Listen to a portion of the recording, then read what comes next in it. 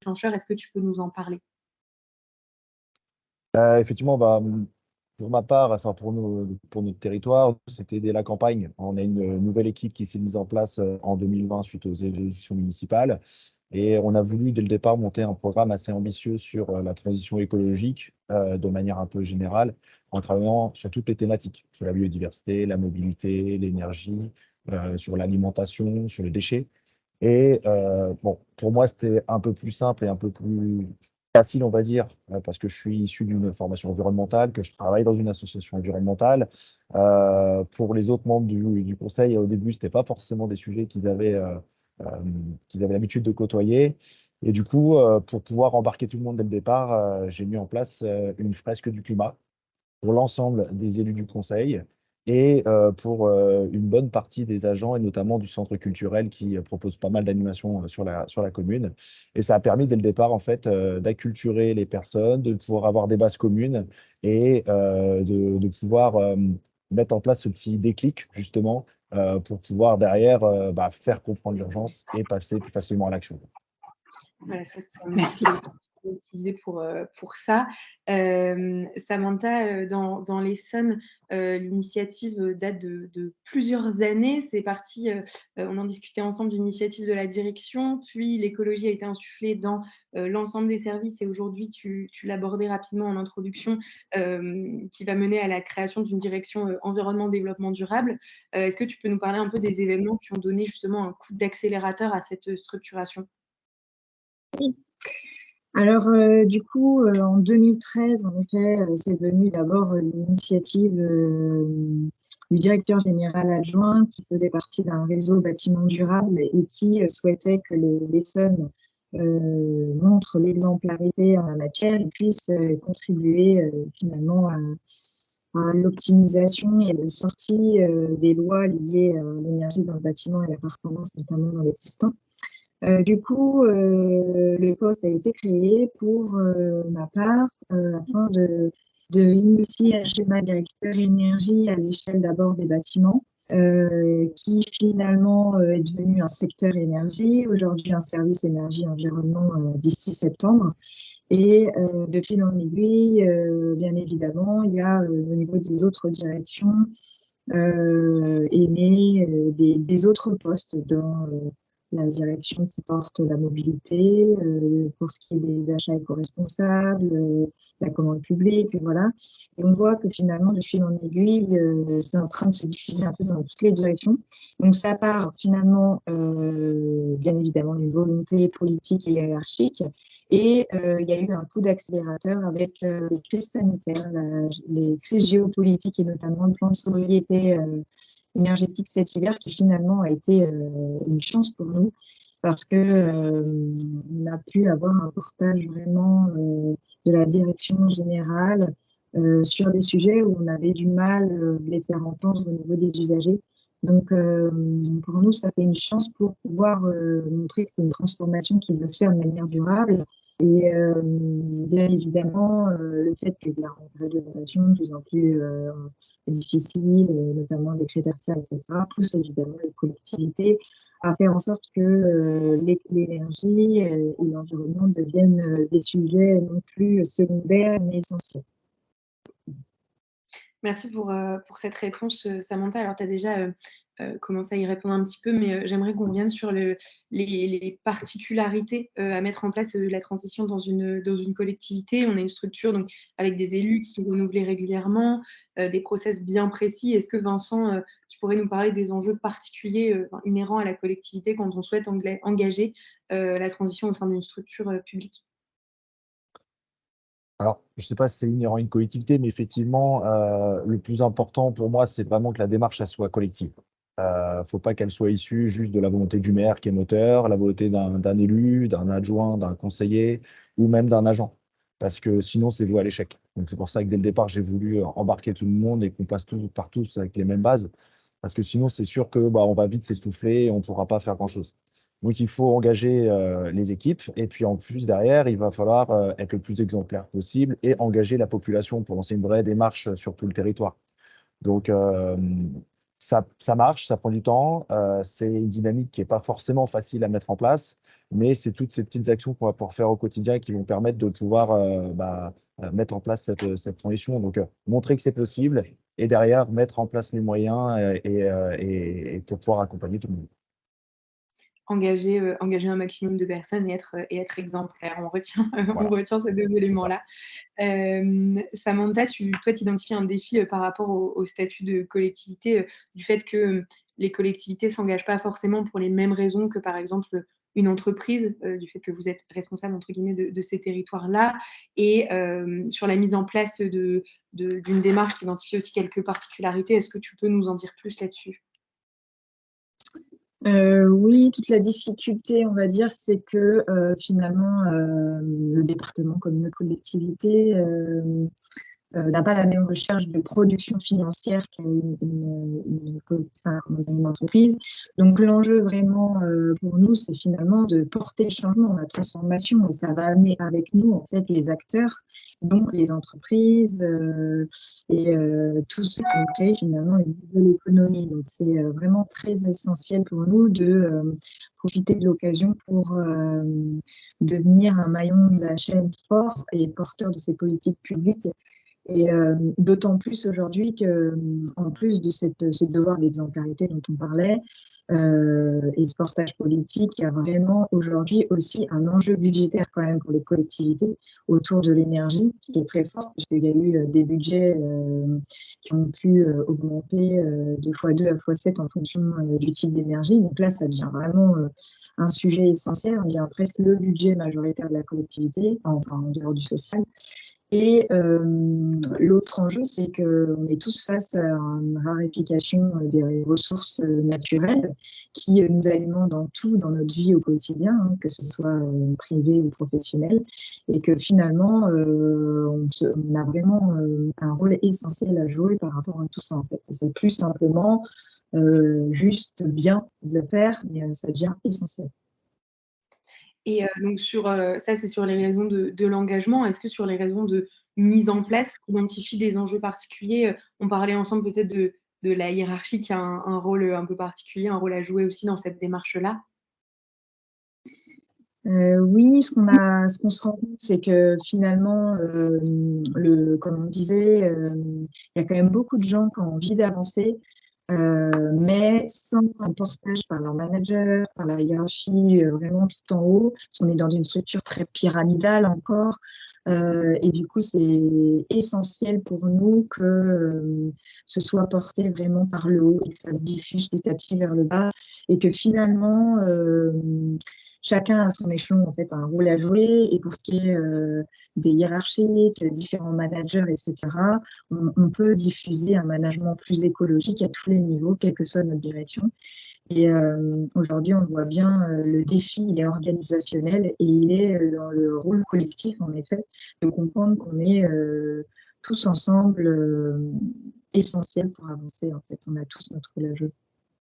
C'est ce Et qui il faut que ressort. ça devienne une vraie culture d'entreprise aussi. Voilà, c'est plus un truc en plus pour ceux qui ont envie. Ça, c'est plus du volontariat, c'est obligatoire. C'est une brique essentielle de la vie et ça devient en fait une nécessité de rééducation et de culture. Ce qui ressort de vos 2 interventions, de vos 2 réponses, c'est l'importance d'engager toutes les strates hiérarchiques, que ce soit portées par la direction, mais aussi que l'ensemble des agents et des élus soient sensibilisés et prennent à bras le corps ce sujet. Vincent, tu parlais rapidement de la fresque tout à l'heure. Est-ce que tu peux nous en dire plus sur justement comment vous, à la mairie de Porcheville, vous avez fait pour embarquer et pour relever ce défi d'acculturer l'ensemble des parties prenantes?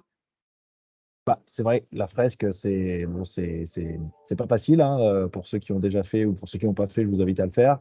Quand on n'est pas forcément acclimaté avec tous ces sujets, avec les enjeux, l'urgence climatique, parce qu'on en entend parler effectivement, maintenant c'est indéniable et tout le monde est au courant de la situation. Mais faire la fresque, en fait, un vrai coup de poing, quoi. C'est là, ils se rendent vraiment compte que bah, on y est, que ça peut être très très compliqué dans les années à venir. Et c'est vrai que bah, ça a été très précieux pour nous. La fresque, ça a vraiment été le déclencheur, mais ce n'était pas suffisant. Moi, au quotidien, c'est un peu un travail d'acharné pour justement comme disait Samantha, c'est que ça devienne un automatisme.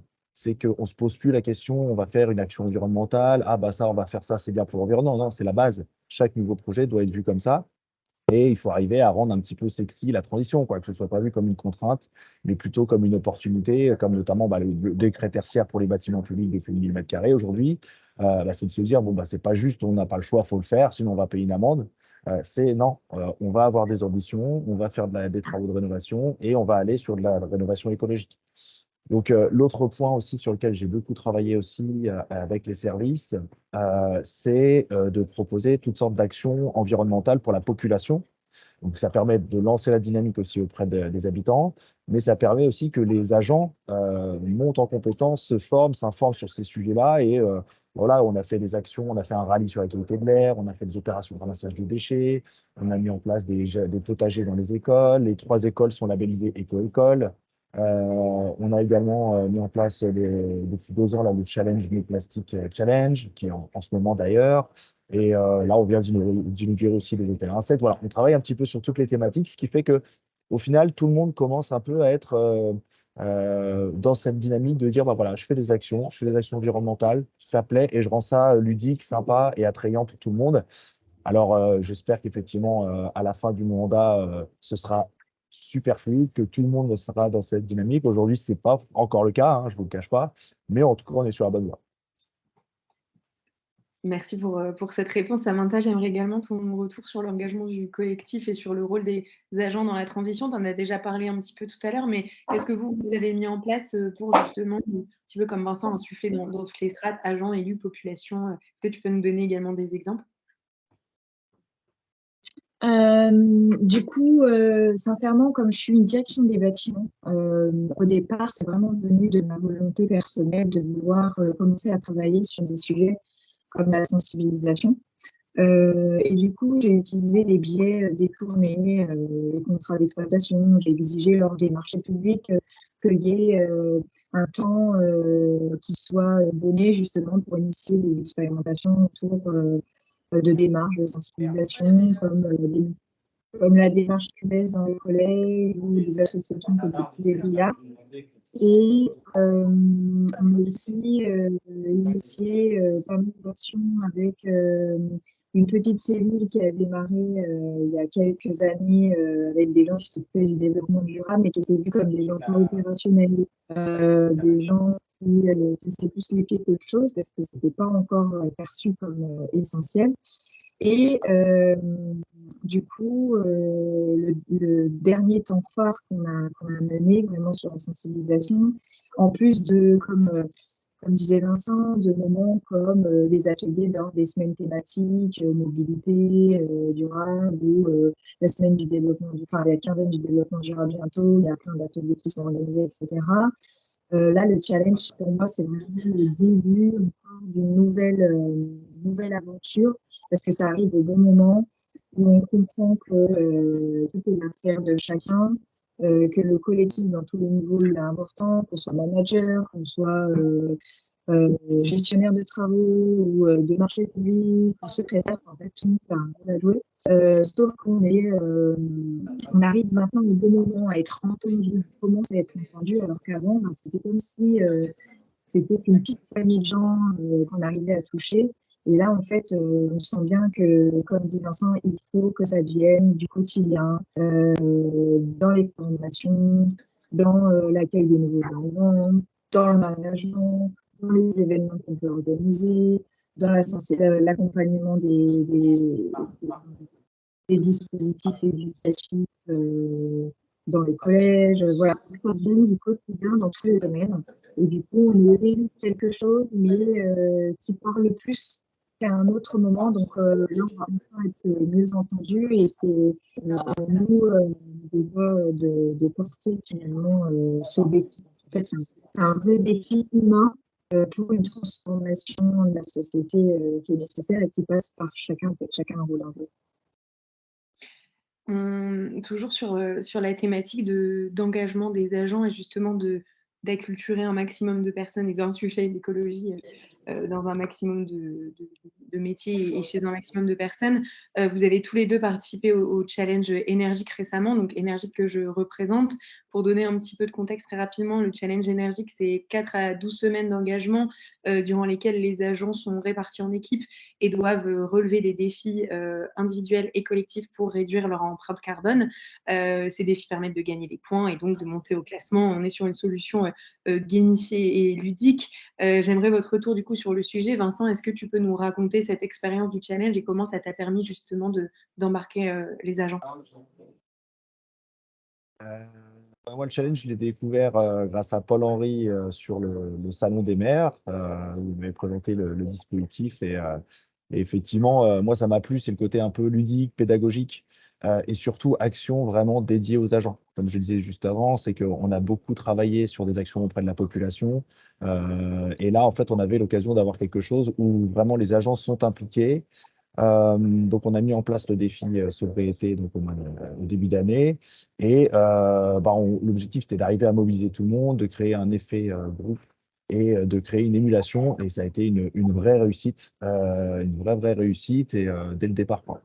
On a fait un petit déj de lancement avec tous les agents. Tous ne sont pas venus. Mais on a tout de suite senti, en faisant notamment le bilan carbone, ça c'était vraiment assez chouette. Et donc en fait, il y en a qui étaient très étonnés. Alors il y en a qui avaient des bilans carbone assez costauds, mais d'autres qui avaient déjà des bilans carbone très faibles et qui s'en rendaient pas compte en fait. Ils mettaient en place des choses déjà au quotidien et du coup, ça les a rapprochés de la thématique environnementale et ça leur a permis de se dire ah bah ouais en fait je fais déjà des choses, bah du coup j'ai envie d'aller un petit peu plus loin et puis on a vu que tout le monde se tirait un petit peu la bourre pendant le mois de défi, qu'il y avait une vraie émulation, un vrai challenge.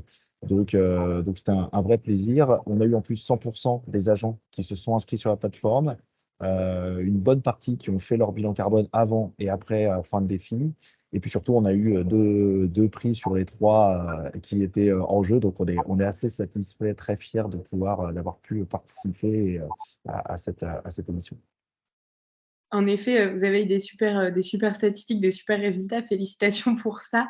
Je reviens très rapidement sur la notion de bilan carbone. C'est vrai que de calculer à titre individuel son empreinte carbone, de faire son bilan carbone, c'est un bon moyen de voir un petit peu où on se situe sur les enjeux de transition, sur les actions qu'on met en place au quotidien et d'identifier les premiers leviers d'action. On a chez Énergique un bilan carbone qui est disponible sur notre site internet gratuitement, donc j'ajouterai également au compte rendu si ça intéresse certains ou certaines de participants, participantes. Samantha, les chiffres au conseil départemental de l'Essonne étaient également assez parlants sur l'engouement autour du challenge. Est-ce que tu peux nous en dire plus également là-dessus? Alors, pour ce qui est du challenge, nous, il a duré 3 mois. Il s'est terminé le 28 avril. Il a touché tous les agents de toutes les directions. Nous, on n'a pas eu 100% de réussite, mais on était quand même très contents du taux de participation. Avec plus de 600 agents, bon, nous, on est quand même près de 4000, mais il y en a beaucoup qui sont sur du terrain ou dans le collège et qui ont moins accès au numérique, donc c'était pas étonnant. Par contre, très bon taux de participation pour tous ceux qui ont accès à l'ordinateur dans les bureaux, etc. Et surtout, en fait, on s'est rendu compte qu'il y avait énormément de gens qui étaient plus sensibles à ces sujets que l'on l'imaginait, qui étaient plus engagés au quotidien et qui portaient ça en eux, même s'ils n'étaient pas du tout sur un poste lié à la mobilité ou à l'éco-responsabilité ou quoi que ce soit.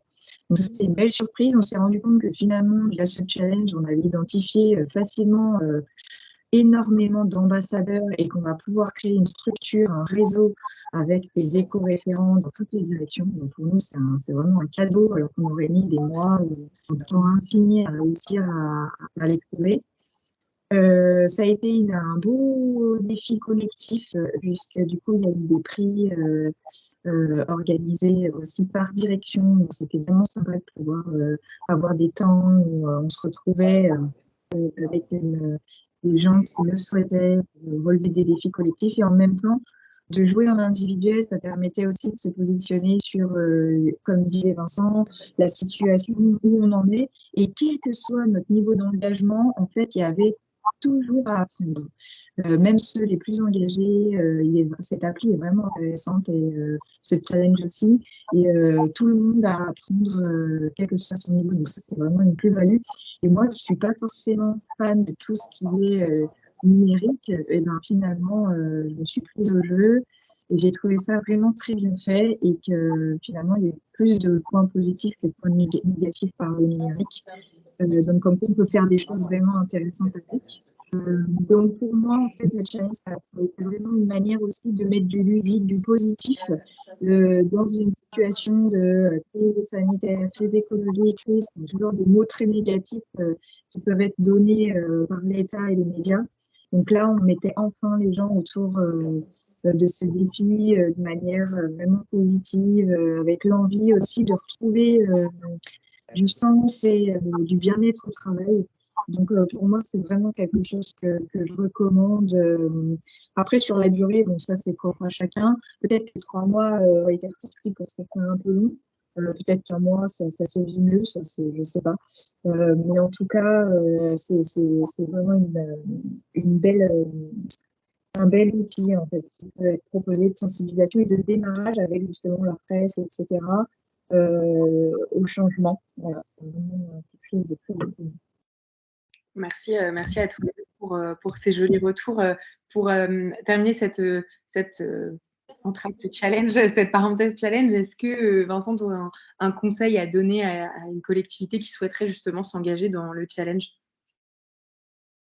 Euh, Je dirais il faut que ce challenge il puisse vivre. Alors effectivement, vous l'animez déjà très bien aussi en interne auprès des collectivités, mais je pense qu'il faut qu'il vive sur le terrain. Il faut que les acteurs soient effectivement engagés. Il faut qu'il y ait des référents, comme disait Samantha, ça c'est hyper important, qui puissent se faire le relais. Et puis, il faut aussi que, au-delà du challenge, qui est sur une durée limitée, que ce challenge s'installe durablement sur la commune. Faut que ça devienne des automatismes, il faut qu'il y ait un maximum de personnes qui soient embarquées sur les sujets, et il faut que la commune se donne son propre challenge environnemental avec des objectifs assez clairs, identifiés, pour pouvoir vraiment suivre dans le temps et pas que ce soit une action peut-être de communication, que ce soit juste une action ponctuelle, mais vraiment que ça, peut-être que ça initie une démarche ou que ça permette de capitaliser sur déjà ce qui a été fait, mais c'est important voilà, de pouvoir ancrer dans la durabilité le sujet.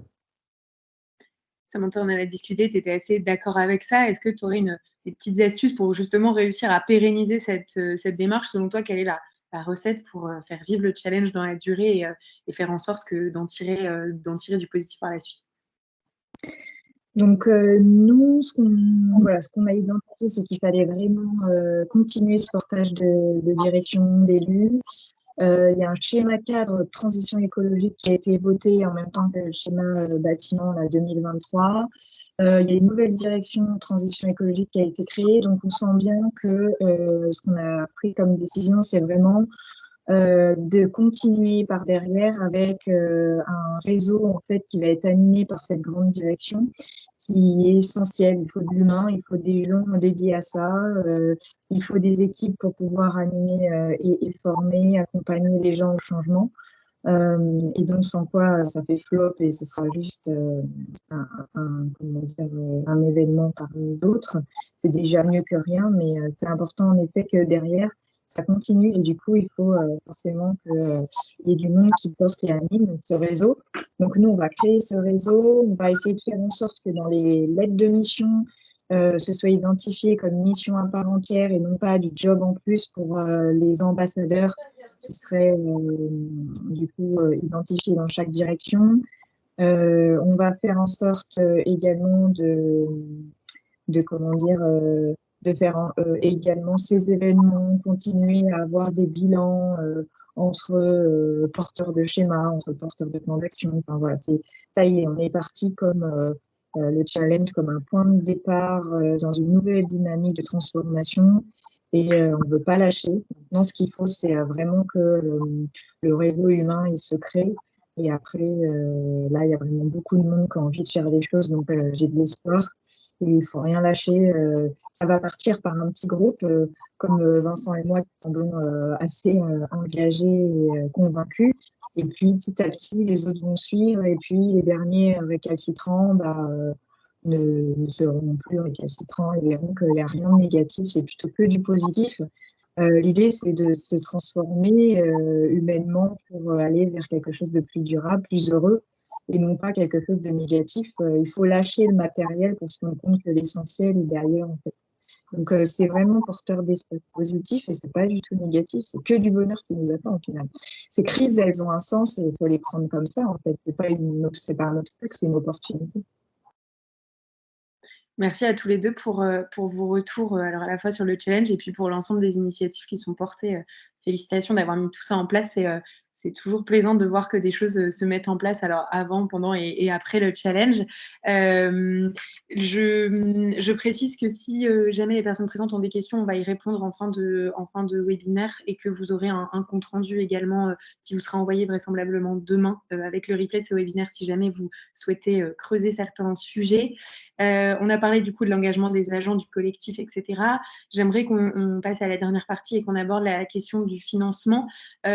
Comment, Vincent, si tu peux nous expliquer comment vous avez géré le financement de la transition, parce que alors, challenge et autres initiatives, ça coûte de l'argent, c'est un peu le nerf de la guerre. Est-ce que tu pourrais nous en parler, Vincent, s'il te plaît?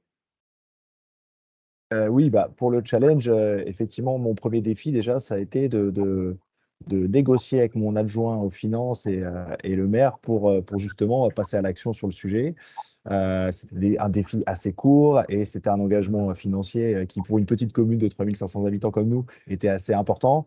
Je pense que j'ai trouvé les bons arguments et je pense qu'au vu des résultats, ils ne regrettent pas du tout de s'être lancés dans cette opération. Euh, de manière un peu plus large, nous, depuis le début du mandat, c'est pareil, on est à la chasse aux subventions. Les dotations des communes sont en baisse d'année en année. On a des contraintes, pareil, nous, sur notre territoire financière qui sont assez importantes. Et du coup, on a mis en place toute une ingénierie financière avec les élus et avec les agents pour récupérer un maximum de subventions sur toutes les actions qu'on propose. Donc, chaque fois qu'une nouvelle action va sortir, on va essayer de trouver le maximum de financement possible. Donc, on a aussi des projets qui sont sous le coude, prêts, et on attend que les subventions sortent.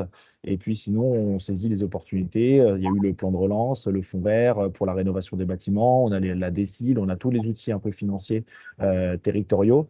Et au-delà de ça, on travaille aussi beaucoup pour maîtriser notamment les coûts avec les institutionnels, notamment nous, la communauté urbaine Grand Paris Seine-et-Oise, qui nous soutient beaucoup sur ces sujets-là, et notamment sur le sujet des déchets, et les associations locales.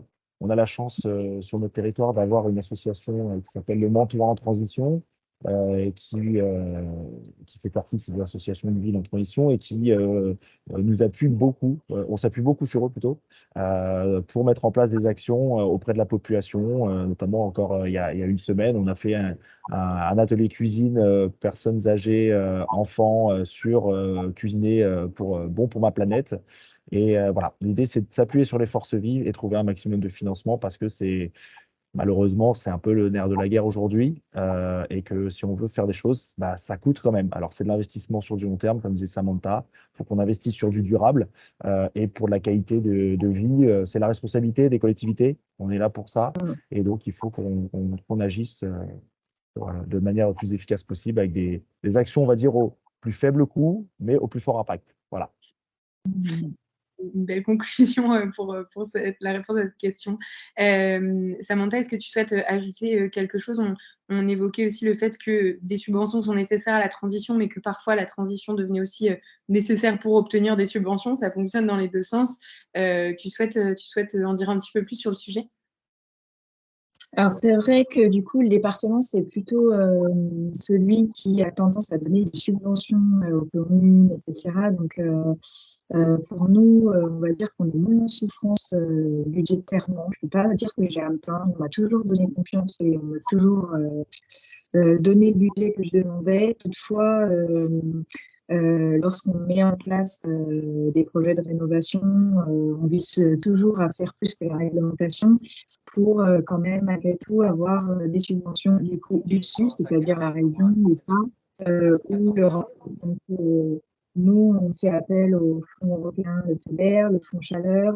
Et là, récemment, la collectivité a décidé de mettre en place un budget vert pour commencer avant que ce soit obligatoire, pour avoir des subventions, etc., à justement s'habituer à flécher chacune de nos dépenses autour de la question est-ce que là, on est bien en train de mettre en place quelque chose qui soit pas trop dégradant ou qu'est-ce qu'on pourrait faire de mieux pour l'environnement, pour l'énergie, les ressources, etc. Donc, ça, je trouve ça très positif et ça permettra à la collectivité de se placer également vis-à-vis de peut-être de subventions liées à la transition écologique de manière globale. Donc d'un point de vue financier, voilà comment aujourd'hui on se positionne. Moi, je sais que le challenge, j'ai financé sur une ligne que j'avais, comme je disais, sur le contrat d'exploitation de chauffage, un truc qui n'a rien à voir. J'avais des heures de sensibilisation que j'avais demandé à l'entreprise et je lui ai demandé de se rapprocher d'Énergique. Ce qui a été fait. Du coup, les heures ont été traduites autour de ce challenge et c'est très bien passé. Je suis contente de l'avoir fait, mais je crois que ce n'est pas visible d'un point de vue budgétaire. Il y a peut-être que moi qui le sais. Voilà. Donc, on trouve des astuces avec l'argent qu'on a. Voilà. Merci Samantha pour cette réponse. Alors j'allais justement demander à notre auditoire si elle avait des questions. On a justement une question là dans le chat. On nous dit, je me demandais comment les collectivités sont informées d'actions, concepts ou innovations environnementales et quel est, Vincent et Samantha, quel est votre canal d'information mis à part associations locales? Pour ma part, Allez. je baigne dans ce milieu. Je travaille dans une association environnementale, donc je suis inscrit sur de nombreux, et je fais partie de nombreux réseaux. Donc c'est par ce moyen-là que j'ai des infos. Là, pour le challenge, en fait, c'était Salon des maires. Donc au final, c'est aussi ça, c'est aller sur les salons, rencontrer, découvrir un peu les initiatives. Et c'est hyper important de se tenir au courant. C'est hyper important justement de s'informer parce qu'il y a beaucoup de choses qui se font. C'est pas forcément toujours facile de savoir quelles actions on pourra mettre en place. Donc voilà, s'inscrire sur des réseaux, participer, échanger aussi avec d'autres communes, d'autres territoires qui ont mis en place des actions, comme cette initiative ce matin, ce webinaire pour présenter ce qui a été réalisé, c'est hyper important. On voit que ça marche ailleurs, et ben on va essayer de le mettre en place chez nous. C'est pas pour ça que ça va marcher, parce que chaque territoire a ses propres caractéristiques, mais en tout cas, c'est un gage que voilà, c'est possible, c'est possible. Samantha? Je dirais tout pareil que Vincent, les réseaux, notamment Idéal Connaissance, nous pour le département, ça fonctionne bien. C'est aussi bien des thématiques autour des déchets, de l'eau, de l'énergie, des ENS. Enfin, c'est hyper vaste. Il y a un peu toutes les communautés qui sont représentées. Donc moi, je sais que j'utilise pas mal le réseau Idéal Connaissance. Après, bien évidemment, il y a aussi toutes les formations, le fait aussi qu'on aille en effet sur des salons ou encore les entreprises qui viennent vers nous, les prestataires qui nous envoient de l'info. On partage également, on se fait des retours d'expérience avec les collectivités, souvent voisines, mais on est amené aussi via les prestataires à connaître les expérimentations, les projets qui sont faits sur le territoire. Donc, en fait, ça vient beaucoup de soi, toujours.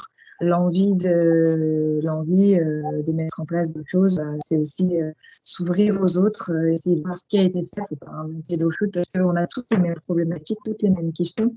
Et du coup, chacun a apporté quelque chose aux autres. Chacun est plus ou moins avancé sur tel ou tel sujet. Et du coup, pour moi, ça me semble essentiel. La force du collectif, c'est ce qui va nous permettre de changer les choses. Et il ne faut plus rester dans notre coin.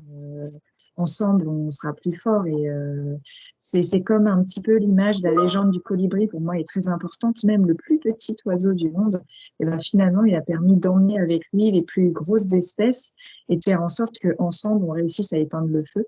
Et du coup, ben, voilà, je pense que cette image, il faut la garder et il faut aller vers les autres, il faut essayer d'échanger, il faut partager et du coup, on va y arriver. Par contre, si on reste dans son coin, on va se sentir vide, démuni, démoralisé, on ne va pas avancer, pas aussi vite et du coup, parfois, on va lâcher.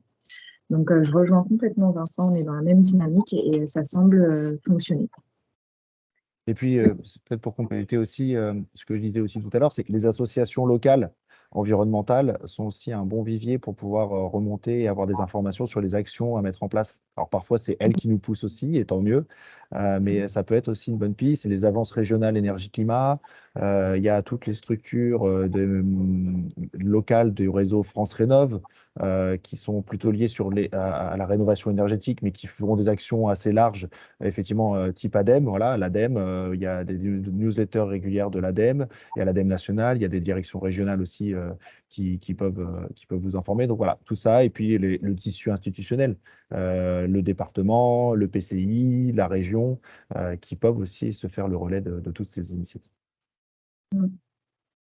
Merci pour vos réponses. On a une autre question de la part d'Amélie dans le chat qui pose la question, je pense, suite à l'intervention de Samantha sur le budget vert, à savoir avec par quel prestataire vous êtes passé. Et ensuite, on a une question que je ne comprends pas trop, qui dit sur tous les budgets, investissement et fonctionnement. Oui, on a travaillé, oui, parce que du coup, on a travaillé à la fois sur la partie investissement et fonctionnement, puisqu'il y avait bien des lignes fléchées sur la maintenance dans les bâtiments. Ça, c'est du fonctionnement. La direction des bâtiments qui a porté la budget vert, j'étais contributrice. C'est la mission développeur qui va devenir une belle direction de transition écologique. Alors, le nom pourra, je vais chercher, c'est quelque chose. Donc, je vais rechercher le nom de la société qui accompagne la collectivité sur le budget vert et je le ferai passer du coup à Julia qui pourra le mettre dans le compte rendu, il n'y a pas de problème. Mais c'est un début, l'idée c'est de voir sur les lignes on arrive à répondre, les lignes c'est compliqué, etc.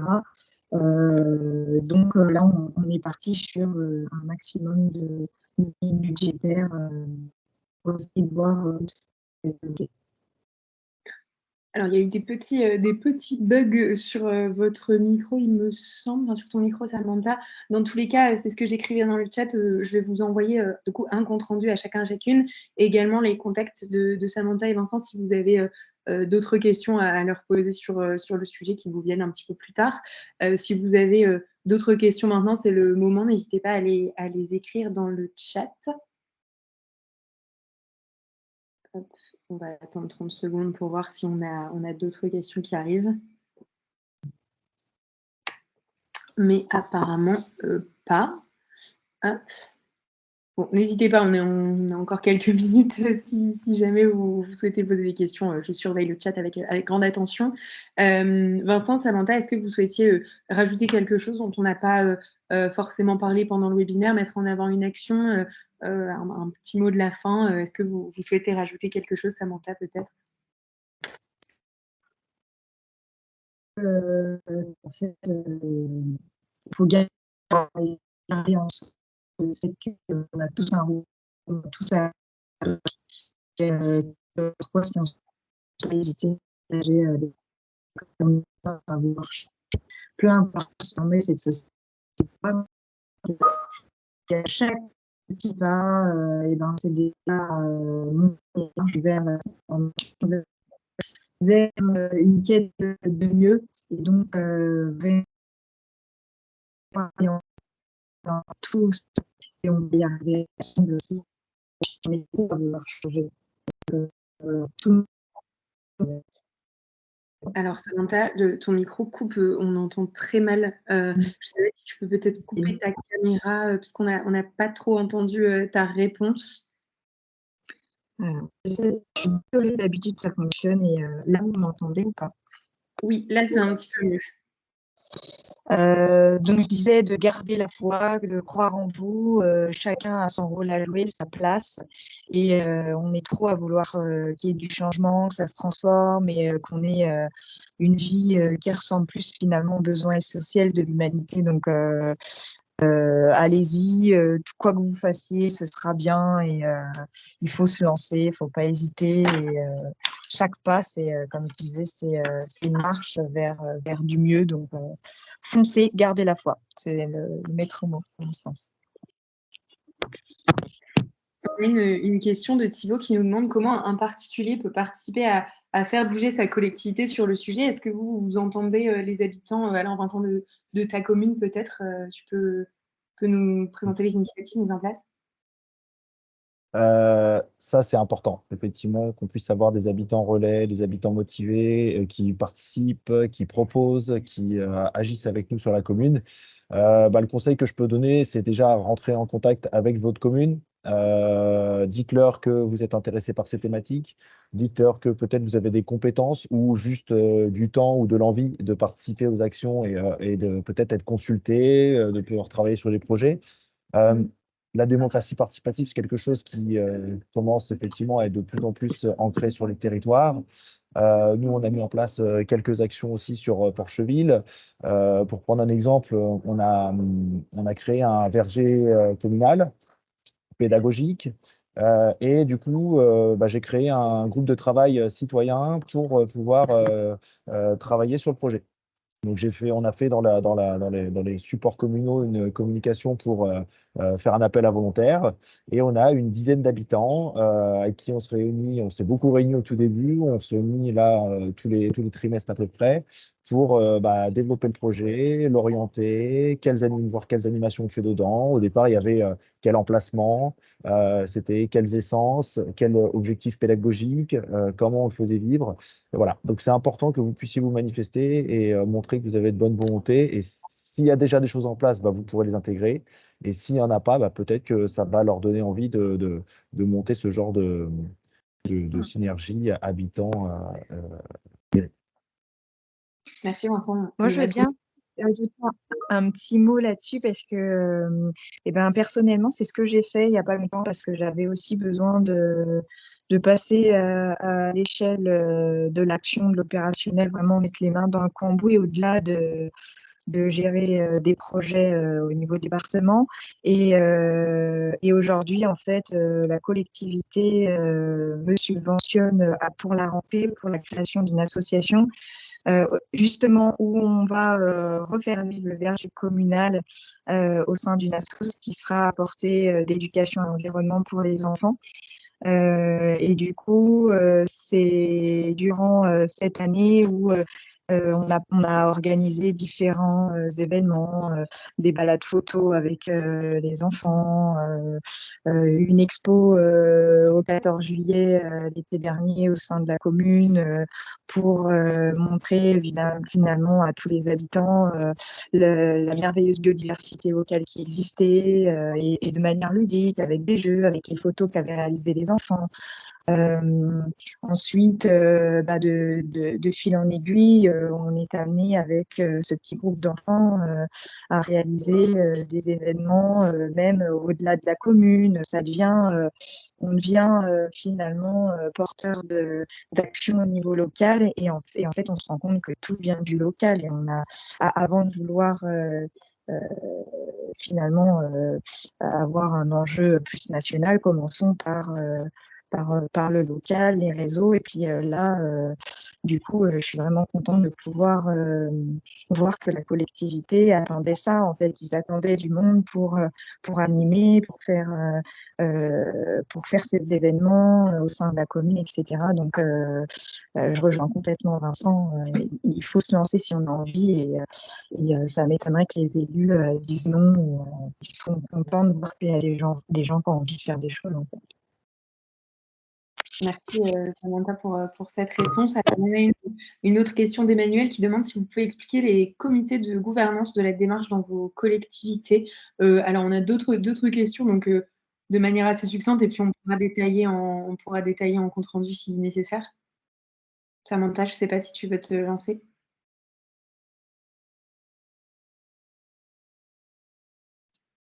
Ah, j'ai l'impression qu'on a perdu Samantha. Bon, Vincent, si tu souhaites répondre à la question. Ah non, c'est bon. Ah voilà, c'est bon, pardon. Tu veux que je commence ou c'est Vincent qui répond? Tu peux y aller, vas-y, je t'en prie. D'accord. Comment sont prises les décisions, etc. En fait, c'est ça, plutôt organe de gouvernance. Alors, en général, ce qu'on fait, c'est qu'il y a des comités pilotage avec des élus, la direction générale adjointe, et puis il y a des comités techniques avec des gens qui sont plus dans la gestion du projet exactement, et puis une petite équipe projet resserrée. Voilà. En gros, donc avec des instances de décision qui sont organisées comme ça tout au long de, par exemple, si le projet dure une année, c'est tout au long de l'année, il y a des moments phares où il y a des arbitrages qui sont demandés, et puis après, c'est le comité technique qui, euh, qui réalise, et puis il y a des petites équipes projets, etc. Voilà, il y a toujours un peu les trois strates chez nous, équipe projet, comité technique et comité de pilotage, de manière générale. Et Vincent, chez vous, est-ce que ça se passe de la même façon? Alors, sur le principe, oui. Après, pour une petite commune, c'est un peu plus simplifié. Nous, concrètement, pour un nouveau projet, par exemple, ça va soit venir d'un élu qui va le proposer, soit d'un agent. L'idée, c'est que ce projet il puisse être travaillé avec effectivement une cellule qui va se mettre en place autour du projet. Et une fois que le projet est un petit peu mature, dégrossi, il va être proposé, arbitré au niveau des élus. Alors, soit en bureau municipal, soit au comité extra, ça peut être directement avec le maire par moment. Et puis, s'il est validé, et ben, ça y est, la démarche se lance. Il y a une cellule, vraiment une équipe projet qui se met en place pour pouvoir le mettre en place sur le terrain avec un suivi dans le temps et un pilotage avec un référent. Voilà. Merci Vincent. Alors, on a une dernière question, il me semble, de Marina qui demande si vous procédez par sprint de challenge. Est-ce que vous enchaînez les différents challenges ou est-ce que c'est ponctuel dans vos collectivités? De notre côté, ça a été la première fois qu'on a lancé ce challenge-là. Ce qu'on pense, c'est pas faire des sprints de challenge, mais peut-être en faire chaque année. On n'a pas encore toutes les clés en fait, de la stratégie à venir. Ça a été le point de départ et on va se réunir pour définir la suite. Toutefois, ce qu'on a identifié, c'est que dans ce challenge, on a récupéré beaucoup d'idées dans les boîtes à idées numériques qui ont été émises par les agences, savoir 1000 idées donc à retrier, etc. Et en fait, on partir de là pour engager plutôt des événements phares, etc. Pas forcément que des challenges, mais peut-être des autres sortes d'événements. Là, le prochain, ça va être, on fait intervenir une climatologue lors de la remise des prix du challenge. Ensuite, on pense également faire des ateliers pour la quinzaine de développement durable.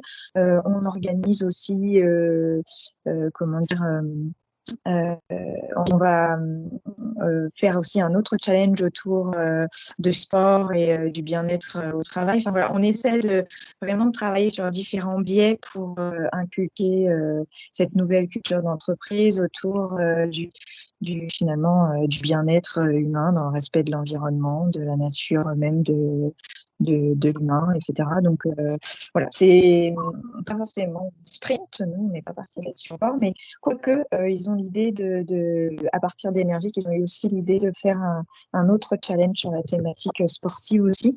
Donc, on voit que c'est quelque chose qui semble plaire, mais on ne sera pas parti sur un sprint quand même. De notre côté, c'était la première fois aussi qu'on mettait en place ce genre d'initiative. Les résultats sont très positifs. Après, aujourd'hui, je n'ai pas encore la visibilité sur le fait qu'on va le reproduire ou pas, dans combien de temps, sur le même format. Effectivement, je rejoins Samantha aussi. L'idée aussi, c'est de pouvoir diversifier peut-être les sujets, peut-être les méthodes. Après, il va falloir aussi penser au potentiel turnover dans les équipes. Donc, c'est quelque chose qui doit vivre tout au long de l'année. Après, un challenge sur un court format comme ça, c'est intéressant parce que ça met un petit coup de boost sur la démarche, très ponctuelle, pas trop long pour pas que ça s'essouffle, mais ça permet de lancer quand même la dynamique. Donc, j'espère qu'elle va tenir quand même un petit bout de temps et on trouvera d'autres solutions et d'autres actions pour pérenniser cet engagement. Merci à vous deux pour vos retours. Alors, on n'a plus de questions dans le chat. Marina, je vous remercie pour vos réponses très claires et très complètes. Je vous remercie également pour vos interventions qui étaient très riche, très claire, très complète également, d'avoir été avec nous ce matin. Comme je l'ai déjà dit plusieurs fois, un compte rendu vous sera envoyé avec les contacts de Samantha et de Vincent si vous souhaitez plus d'informations, et le mien également si vous souhaitez en savoir plus sur le challenge énergique. Il y a Paul-Henri également que Vincent connaît bien, qui a mis son adresse email dans le chat, donc n'hésitez pas à le contacter. C'est notre spécialiste collectivité chez Énergique. Si vous souhaitez plus d'infos sur le challenge. Je vous remercie également d'avoir été présent, participants ou participantes. Et il me reste du coup à vous souhaiter une bonne journée, une bonne continuation et peut-être à bientôt. Merci. Merci Bonne à journée. toi, Au revoir. l'animation. Au revoir.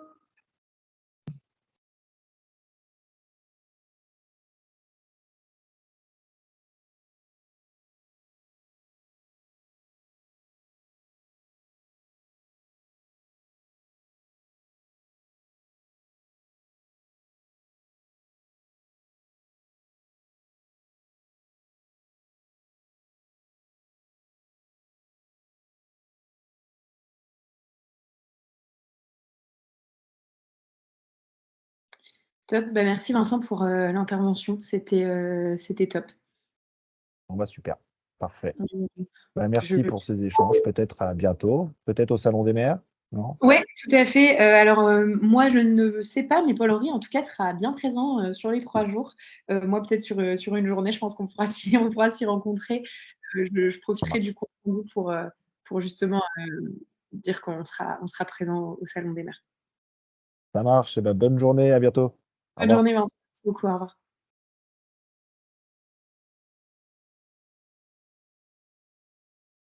Hop.